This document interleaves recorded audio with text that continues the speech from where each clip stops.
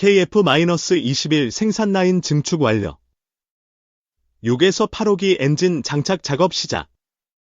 그런데 훨씬 빨라진 KF-21 조립 속도. 심지어 캐나다 총리 결국 한국 왔다.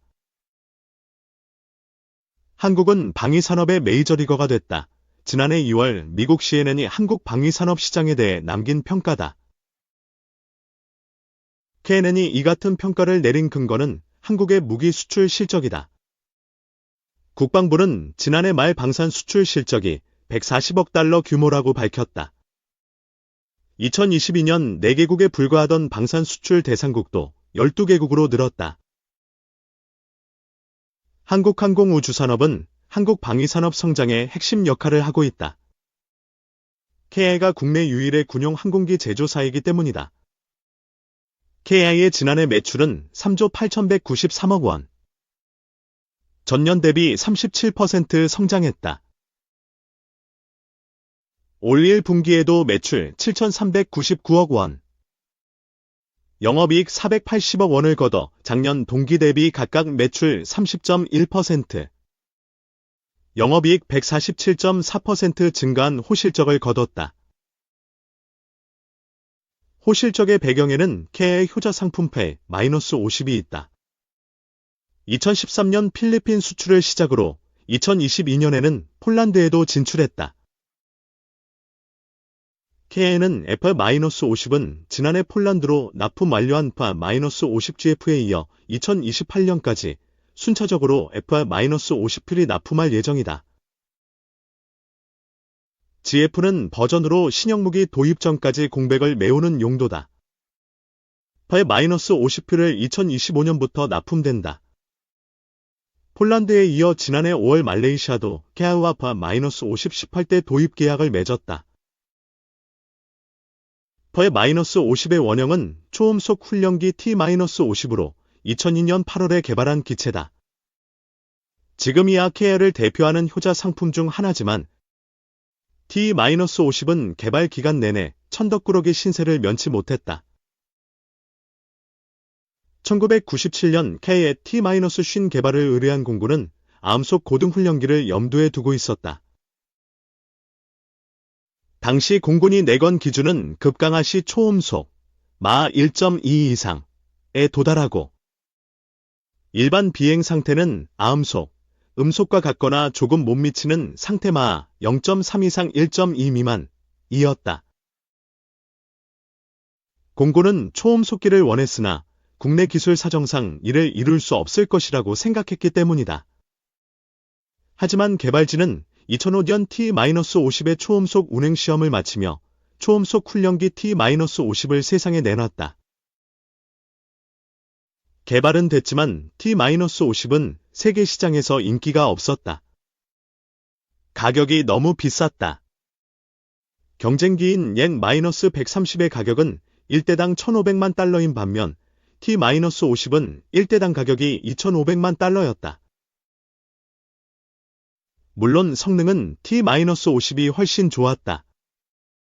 옌-130의 최고 속도는 1060km/h로 음속에 약간 못 미치는 아음속기다. 반면 T-50은 1851km/h다. 음속이 1225km/h이니 이를 훌쩍 넘는 속도다.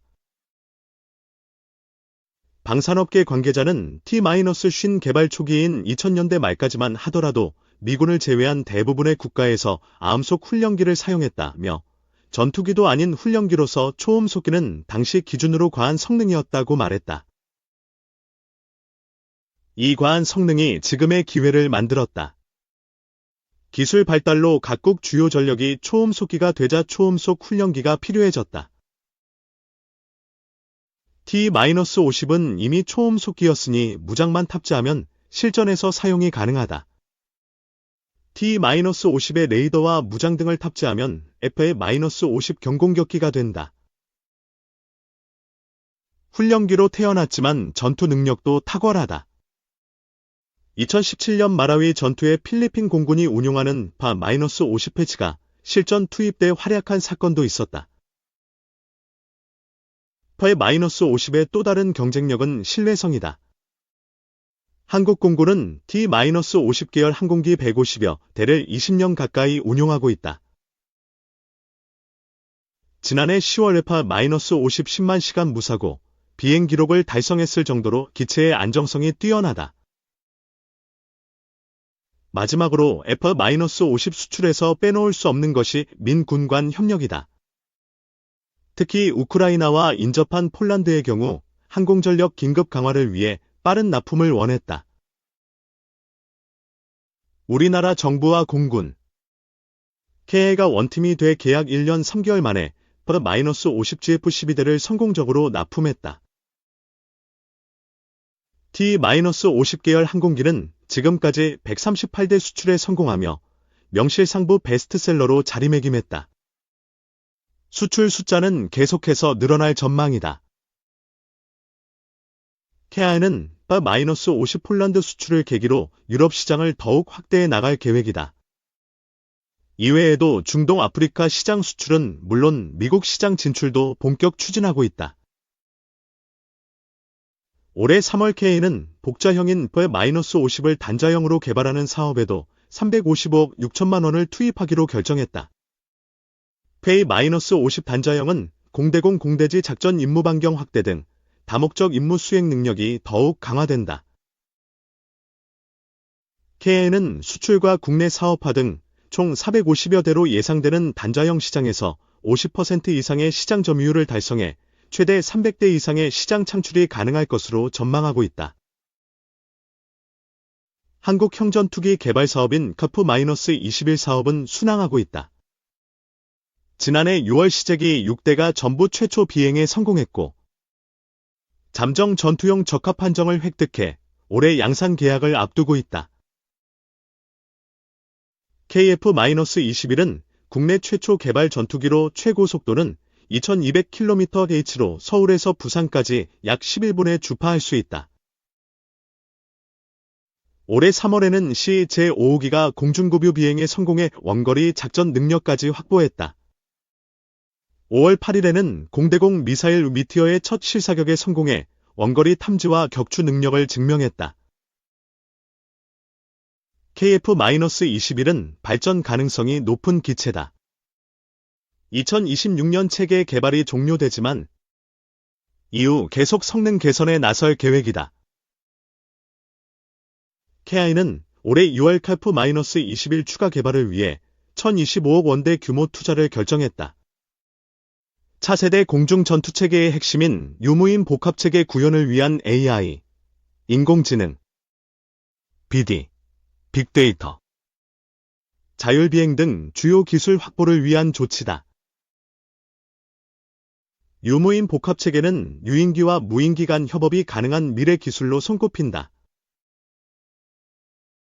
유무인 복합체계가 실용화되면 조종사가 탑승한 유인기와 무인기가 함께 임무를 수행하는 유무인 복합 현대 운용이 가능해 조종사의 생존 확률과 작전 효율성이 대폭 높아진다. KA는 우주 모빌리티 개발에도 나서고 있다.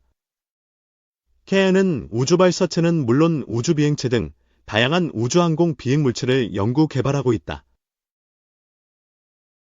KA 측 관계자는 지난 30년간 중대형 위성 개발 사업과 발사체, 총조립 등 정부가 추진해온 우주 사업에 참여하며 국내 민간 우주 산업화를 주도적으로 수행해왔다며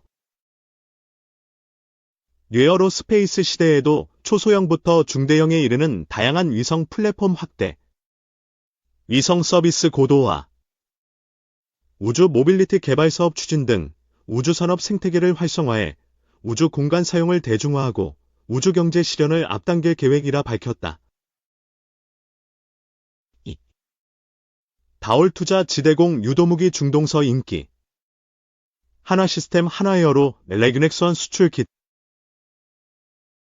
장거리 지대공 유도무기 L-3이 중동에서 뜨거운 관심을 받고 있는 것으로 분석됐다. 최광식 다올투자증권 연구원은 17일 올해 11월 29일 L-3의 개발 완료를 선언했고 내년부터 양산을 시작해서 2027년에 실전 배치된다고 말했다. 다올투자 지대공 유도무기 중동서 인기 하나시스템 하나에어로 레그넥스원 수출 킷. L3의 레이더는 하나시스템. 대탄도 유도탄은 하나에어로스페이스. 대항공 기유도탄은 라이넥스원이 담당한다. M3에서 라이넥스원이 유도탄을 모두 담당했던 것과 차이가 있다. 이에 따라 천공 수혜주로 라이넥스원만 주목받았던 것과 달리 L3 수출은 하나시스템, 하나에어로스페이스, 리넥스원 3사가 모두에게 수혜가 돌아갈 것으로 전망됐다. 2027년까지 한국에 실전 배치되는 L3은 이미 개발 단계에서 중동 국가들의 구매 요청이 들어오고 있다. 올해 11월 막 전투적합 판정을 받은 L3을 두고 중동 2개 국가가 이미 지난해 11월에 정보 제공 요청, RFI를 요청했다. 방산업체들, 라이그넥스원, 하나에어로스페이스, 하나시스템은 예비 수출 승인을 방위사업청에 신청해서 받았다. 최 연구원은 RFI 이후에 이스라엘이란 교전에서 중동 2개 국가는 중고도 LO-2와 고고도 LO-3의 이중 방어망의 실효성을 확인했다며 구매 의사는 더 강력해졌을 것이라고 분석했다. 3. 미국 국방부 중국 간첩 한국 드론 촬영에 동맹과 협력. 윤석열 대통령이 대국민 담화에서 언급한 중국인 간첩의 한국 내 미국 항공모함 드론 촬영과 관련해 미국 국방부가 입장을 내놨다. 17일 현지 시간 미 국방부에 게재된 브리핑 녹취록에 따르면 팻 라이더 국방부 대변인은 한국과 관련해 2가지 질문을 받았다. 첫 질문은 중국이 드론을 이용해 한국에 정박한 미국 항공모함과 군사시설에 무차별적인 간첩 활동을 수행했는데 중국에 어떤 메시지를 전하고 싶나였다. 라이더 대변인은 해외에서 수행 중인 구체적인 작전들에 대해 언급하지 않겠다면서도 작전 보안을 매우 중요하게 생각한다고 답했다. 이어 우린 인도 태평양을 비롯해 전 세계 동맹들과 맺은 파트너십을 소중히 여기고 있고 상호 안보 이익을 위해 함께 협력하는 중이라고 덧붙였다. 그러면서 잠재적 위협이 있는 곳이 있다면 그게 어디든 우린 당연히 완화 조치를 할 것이라고 강조했다. 앞서 윤 대통령은 탄핵 소추안 표결 전 대국민 담화에서 비상계엄 선포 이유 중 하나로 중국인 간첩 활동을 거론했다. 그는 현행 법률로는 외국인의 간첩 행위를 간첩죄로 처벌할 길이 없다며 이러한 상황을 막기 위해 형법의 간첩죄 조항을 수정하려 했지만 거대 야당이 완강히 가로막고 있다고 지적했다. 한편 윤 대통령의 업무 중단에 따른 안보 공백에 관한 질문에 라이더 대변인은 한미 동맹은 철통 같다며 우린 계속해서 한반도 평화와 안보에 헌신하고 있고 우리의 연합 방위 태세는 여전히 강력하다고 답했다. 또 폴라카메라 한미연합 군사령관이 15일 한국 대통령 권한대행과 통화한 사실을 알고 있다며 사령관은 동맹을 강조하고 사전 계획된 훈련과 연습에 대한 의지를 재확인했다고 설명했다.